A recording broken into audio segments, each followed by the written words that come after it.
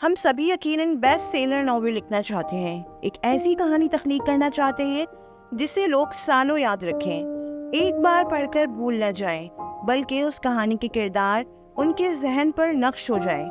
लेकिन क्या आप जानते हैं कि बेस्ट सेलर नॉवेल क्या होता है और उसे कैसे लिखा जाता है? अस्सलामुअलैकुम, उम्मीद है आप सब खैरियत से होंगे। हमारी इस मुख्तसर सी यूट्यूब फैमिली में तमाम नए शामिल होने वाले लोगों को खुशामदीद। मैं कोशिश कर रही हूँ कि नॉवेल राइटिंग सीरीज के साथ साथ उन टॉपिक्स पर भी वीडियोस बनाती रहूँ जो आप लोग रिक्वेस्ट कर रहे हैं। तो अगर आप चाहते हैं कि किसी खास मौजू पर वीडियो बनाई जाए तो मुझे कमेंट सेक्शन में या इंस्टाग्राम पर मैसेज करके बता सकते हैं।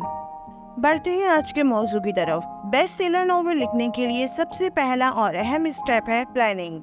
याद रखें, एक लंबा सफ़र तय करने के लिए ज़रूरी है कि आपके हाथ में एक रोड मैप हो जो आपको आपके सफ़र में गाइड करता रहे और आपको बेमकसद घूमने या भटकने से महफूज रखे। नॉवेल लिखने के सफ़र में हमारा ये रोड मैप होता है हमारे नॉवेल का खाका यानी आउटलाइन। तो आज हम इस वीडियो में जिन दो अहम चीज़ों पर बात कर रहे हैं वो है कि नॉवेल का खाका कैसे बनाएं और कैरेक्टर प्रोफाइल कैसे बनाएं। ये दो चीज़ें मैं आपको बनाना सिखाऊंगी भी, के साथ मैं इन दोनों चीज़ों पर कैसे काम करती हूँ ये भी दिखाऊंगी। तो मज़ीद बिना देर किए बढ़ते हैं नॉवेल के खाके की तरफ। तो पहला सवाल तो यही है कि नॉवेल का खाका या आउटलाइन बनाना क्यों ज़रूरी है। हमारे जहन में कहानी का आइडिया है तो हम डायरेक्ट कहानी क्यों नहीं लिखना शुरू कर देते, आउटलाइन बनाने की झंझट में क्यों पड़े। जब भी हम किसी भी कहानी या नॉवेल की आउटलाइनिंग कर लेते हैं तो हमें पता होता है कि हमारी कहानी कहाँ से शुरू होगी, आगे जाकर क्या मोड़ लेगी, कहाँ जाकर टेंशन इंक्रीज होगी, कहाँ क्लाइमेक्स आएगा और कहाँ हम रेजोल्यूशन की तरफ जाएंगे, यानी हमारे मसाइल हल होने लगेंगे। अब इससे फ़ायदा ये होगा कि लिखने की मोटिवेशन बरकरार रहेगी, कहानी में झोल पैदा नहीं होगा, कहानी बेरब्त नहीं होगी, यानी ऐसा नहीं लगेगा कि मुख्तलिफ वाक़यात को जोड़कर एक कहानी तश्कील दी गई है। आपकी कहानी की स्मूथनेस बरकरार रहेगी, आप बोरियत का शिकार नहीं होंगे और सबसे बढ़कर आपके सामने का रास्ता क्लियर होगा कि आपको अपनी कहानी को किस मोड़ से इख्तिताम की तरफ लेकर जाना है। इस तरह आप राइटर्स ब्लॉक का भी शिकार नहीं होंगे। मैं अपना तजुर्बा बताऊं तो मैंने इस चीज़ को पर्सनली फेस किया है। जब मैं बग़ैर प्लानिंग और बग़ैर आउटलाइन बनाए नॉवेल लिखना शुरू कर देती हूँ तो मेरा मोटिवेशन लेवल 0 हो जाता है, कहानी दरमियान में अधूरी रह जाती है। और ऐसी कितनी ही अधूरी कहानियाँ इस वक्त मेरी राइटिंग टेबल पर मौजूद है। और जब जब मैंने मुकम्मल खाका बनाकर नॉवेल लिखा है मेरा माइंड फ्रेश रहता है, मैं कभी भी स्ट्रेस नहीं होती बल्कि हमेशा एक्साइटेड रहती हूँ लिखने के लिए और इत्मीनान से तवील नॉवेल लिखती हूँ, क्योंकि मेरे पास रोड मैप होता है और मुझे मालूम होता है कि मेरा नेक्स्ट स्टेप क्या होगा। अब आते हैं कि खाका कैसे बनाएं। तो नॉवेल का खाका बनाने के लिए आप इन 5 इक़दामात पर अमल करेंगे। सबसे पहले अपने नॉवेल का मरकज़ी ख्याल लिख लें, यानी इस वक्त आपके जहन में आपके नॉवेल की जितनी भी कहानी या आइडिया है उसे मुख्तसरन लिख लें। इससे फ़ायदा ये होगा कि कहानी के दरमियान में जाकर अगर आप कंफ्यूज होते हैं कि कहानी को क्या मोड़ दें तो ये मरकज़ी ख्याल आपके लिए मददगार साबित होता है। बिल्कुल ऐसे ये मेरे नॉवेल मोहब्बत की बिसात पर सीज़न 1 का खुलासा है। मैं इसे खुलासा इसलिए कह रही हूँ क्योंकि मैंने इसे टू द पॉइंट के बजाय थोड़ी सी तफसील के साथ लिखा है।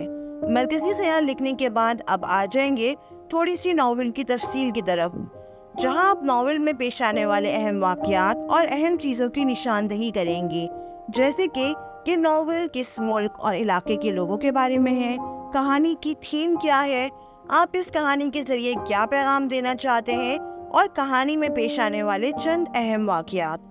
मिसाल के तौर पर मैंने अपने नॉवेल के 3 से 4 अहम वाक़यात को यूँ पहले से ही लिख कर रख लिया है।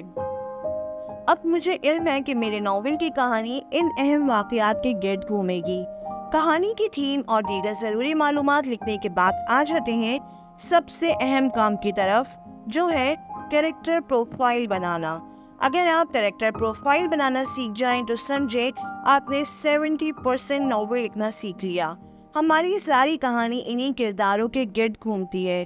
इसलिए किरदार किसी भी नावल का सबसे अहम जुज़ होते हैं।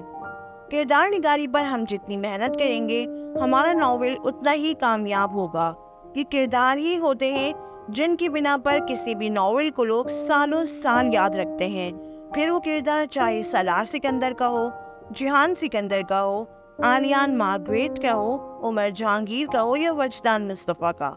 तो अगर आप किसी एक चीज़ पर परफेक्शन हासिल करना चाहते हैं तो किरदार निगारी को परफेक्ट कर लीजिए।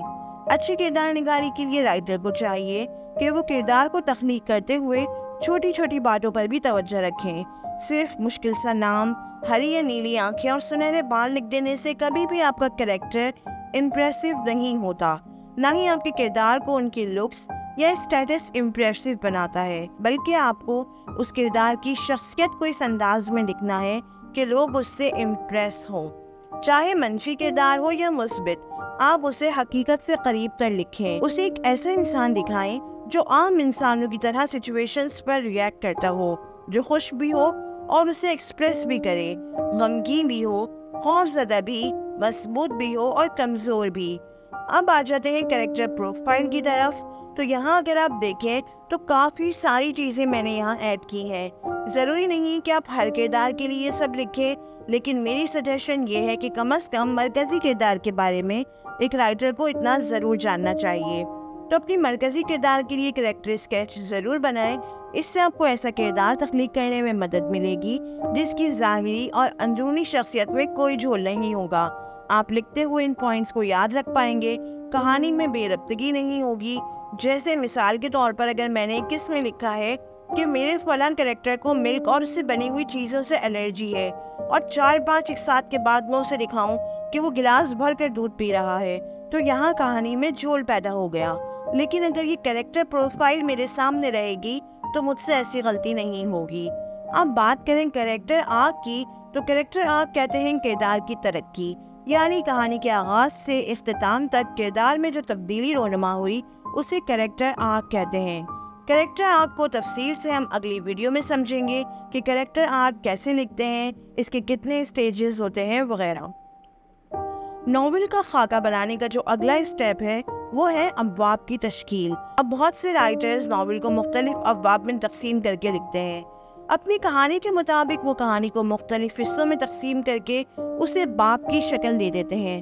अगर आप सीधी सीधी कहानी लिखना चाहते हैं और अबवाब नहीं बनाना चाहते तो दैट्स ओके, लेकिन यहाँ मैं आपको सजेस्ट करूँगी कि आप भले बाब ना बनाएं, लेकिन रफली अपनी कहानी को 3 या 4 हिस्सों में तकसीम करके यहाँ लिख लें। जैसे कहानी का आगाज़ ये होगा, हीरो हीरोइन की मुलाकात, दूसरे हिस्से में उनकी मोहब्बत, तीसरे हिस्से में कॉन्फ्लिक्ट जैसे घर वालों का राज़ी ना होना या उनका आपस में झगड़ा वगैरह हो जाना, चौथे हिस्से में क्लाइमैक्स और 5वें हिस्से में इख्तिताम।